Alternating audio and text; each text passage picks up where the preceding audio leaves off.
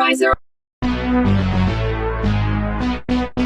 Sanibona igama le-movie yethu yango-2023 i-Strange Darling. Ihlukene ngama-chapter u-7 la siqala khona ku-chapter 1. Ngowesifazane uLady nowesilisa uDamon bebeqale ukuhlangana ebhasi ebezospenda ubusuku ehhotela. Bavapha babheme emotweni ngesikhathi uDamon ethi abangene erumini. uLady wathi kuDamon abaqale bahlale la emotweni bazane kangcono. La sibona khona nesibhamu eside sikaDamon ebackseat. uDamon wathi kuLady mayizizwe engakhululekile bangashintshana ngama-phone number babuye babonane. uLady wayengakufuni nalokho futhi watshela uDamon ukuthi into ebalulekile ukuphepha, so akukho safe for ukuthi umuntu wesifazane ayivalele endlini nomuntu abangazani naye. Wathi uLady ukuthi linyuka kakhulu izinga labantu besifazane ababulawa amadoda abangawazi. Ethi angisho ukuthi umbulali ngoba ubuke kuwumuntu oright. Wathi kodwa ngaphakathi kuwena ngeke ngikwazi. uLady wabuza kuDamon ukuthi umbulali yini, wahleka uDamon wathi cha. Wahleka noLady wathi makunjalo-ke singaye erumini. Inkulumo yabo baxoxa baze bagcina sebekhuluma ngokuthi uthanda umuntu abenjani embhedeni. uLady watshela uDamon ukuthi yena uthanda ukuthi umuntu abe rough, nesex yakhona ibe rough, kube ngathi umuntu uyamklinyeza kumhlukumeza, uyak-enjoya lokho. Wathi uLady ngifisa sengathi ungaqhubeka ngisho usungibona ngikhala ngoba ngizobe ngi-enjoya. Wavuma uDamon ukuthi uzokwenza lokho, kodwa bavumelana ngokuthi uLady mayesefuna ukumisa uDamon ukuthi ame ngempela uzombiza ngegama le-safety athi uMr Snuffleupagus. Mayembize kanjalo kuzomela ayeke. Bavumelana ukuthi bazokwenza kanjalo. Sebesendlini ehhotela sibona uDamon eklinya uLady emfaseni izandla ngozankosi kwi-headboard. Usenjalo uLady wathi kuDamon akame, wama ngempela uDamon. uLady wazibuza ukuthi wayengasebenzi lento. Wathi uDamon angazi bekuyiplani yakho le. Wathi uLady kuDamon mhlawumbe inkinga ikuwena, mhlawumbe udinga omunye umuntu. Awamphathanga kahle uDamon lawo mazwi. uDamon waphinde wabamba uLady rough ngathi uyamharasa, wacasuka uLady wathi akasuke phezu kwakhe. uDamon waphinde wafasa izandla kaLady ngezankosi. Wathi uyakhala uLady wathi uDamon ufanele ulalela umthetho wami. uLady wayesekhala etshela uDamon ukuthi amyeke. Wathi uDamon ngeke ngizwe ngawo umuntu wesifazane futhi ngingakunquma ngikubulale manje. uLady wakhala exolisa ethi cela ngambulala. uLady wambiza ngoMr Snuffleupagus wamyeka ngempela uDamon. Ngenkathi esakhala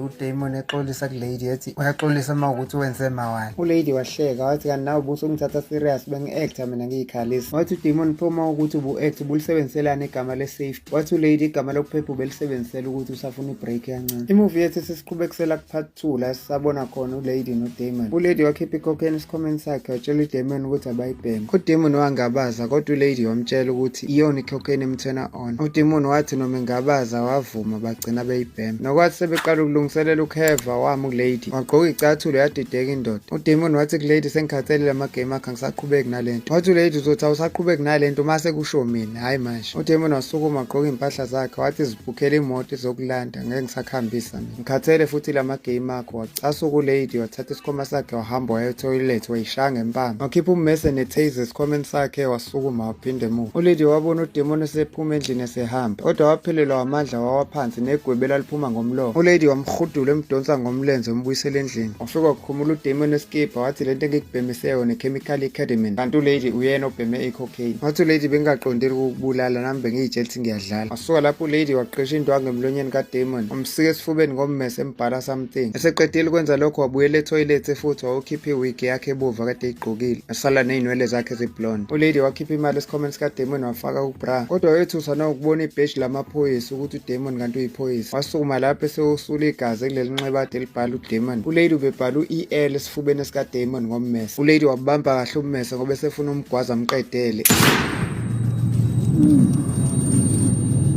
uDamon wadubula indlebe kaLady yopha wathi lapho esethi uyamqedela waphuma wabaleka uLady. uLady waphuma esebaleka endlini egqoke iphenti nobra ngesikhathi opha endlebeni eyidutshulwe khona uDamon waze wayofika kwenye reception yasehhotela wacela usizo. uDamon wazama ukusukuma embhedeni wasehhotela waphelelwa amandla wawo wasinifa le cocaine yangempela ebibhenya uLady yaba ngathi iyamboost imnikeza amandla. uLady wangena kulelo hhotela watshela abantu besifazane abafica lapho ukuthi kunendoda emhlaselayo. I-receptionist yatshela lo munye wesifazane ukuthi akafonele amaphoyisa. uLady wathi ngiyamzonda umuntu okhuluma ngephoyisa phambi kwami.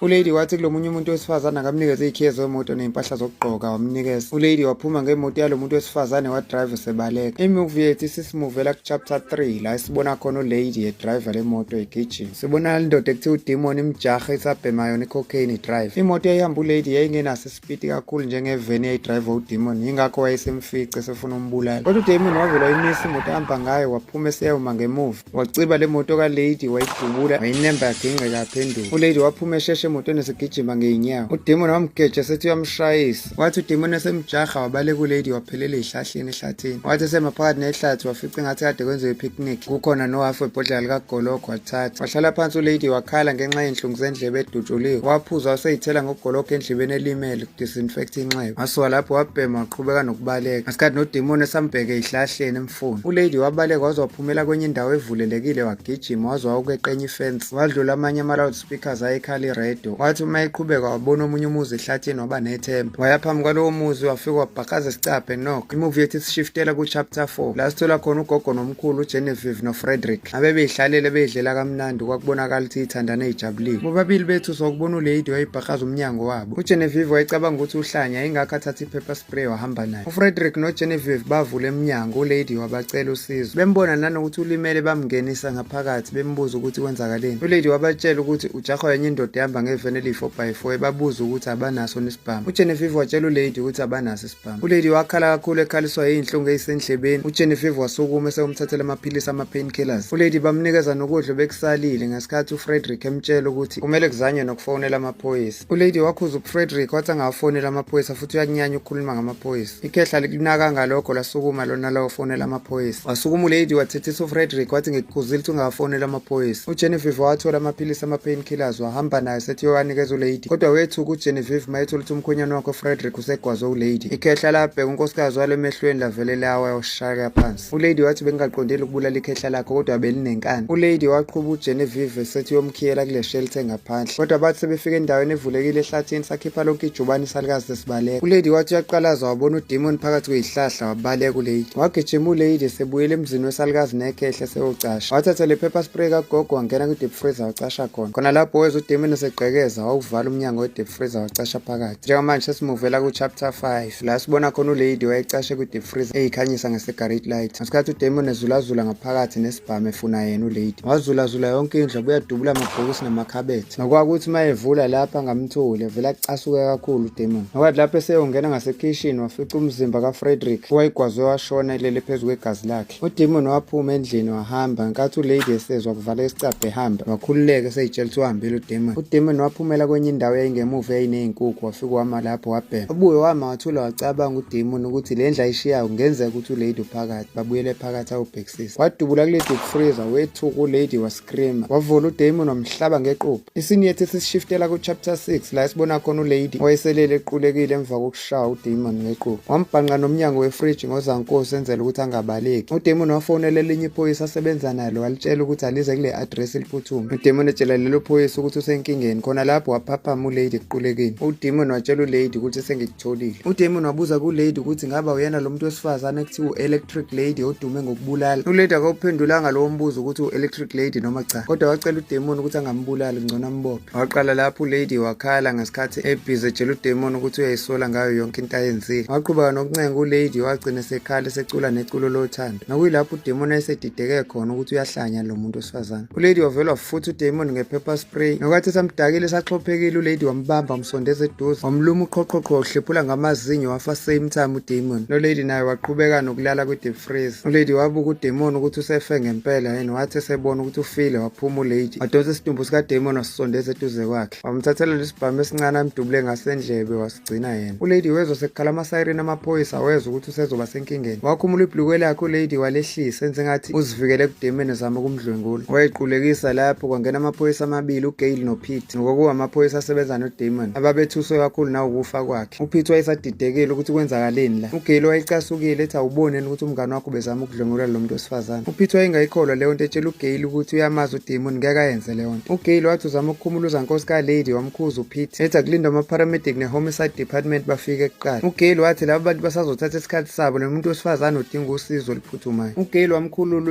uLady wabatshela ukuthi ubejahwa yile ndoda idakwe kakhulu i-cocaine. uPete wathi uDemon akayibhemi i-cocaine. wathi esembheka emaphakethini wethuka uPete mayesebuya ne-cocaine. uPete wasola ukuthi kukhona ukushaya amanzi la watshela uGail ukuthi akalinde abanye ngoba lokho kuwumthetho esimeni esikanje. Kodwa uGail wayeqhubeka nokuphikisana nephoyisa elidala ekwazi wagcina sekuphoqeleka ukuthi ligcine selivumelana naye uGail. ethi uPete kodwa ngisasho mina lo muntu wesifazane ngikholwa ukuthi uyi-victim. amaphoyisa ahamba naye uLady ngesikhathi behamba ngemoto bathe sebesemgwaqweni bahlangana nesalikazi esiwuGenevieve. wafika wachazela amaphoyisa ngento eyenziwe uLady emzini wakhe wabulala nekhehla lakhe.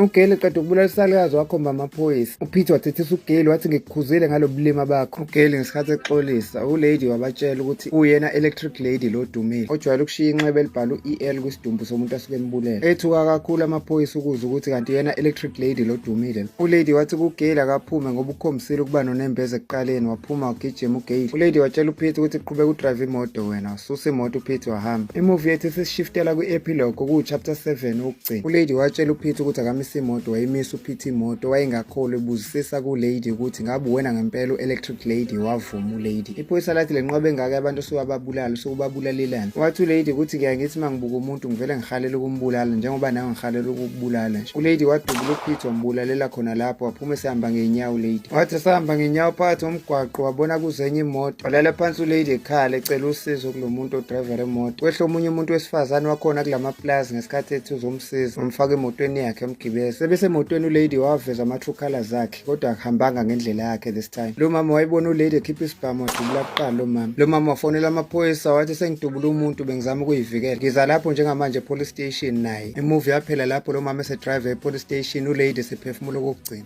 Siyayibeka lapha namhlanje ungaphuthelwa imovie elandela izo-uploada ngekudala. Stories on the beat.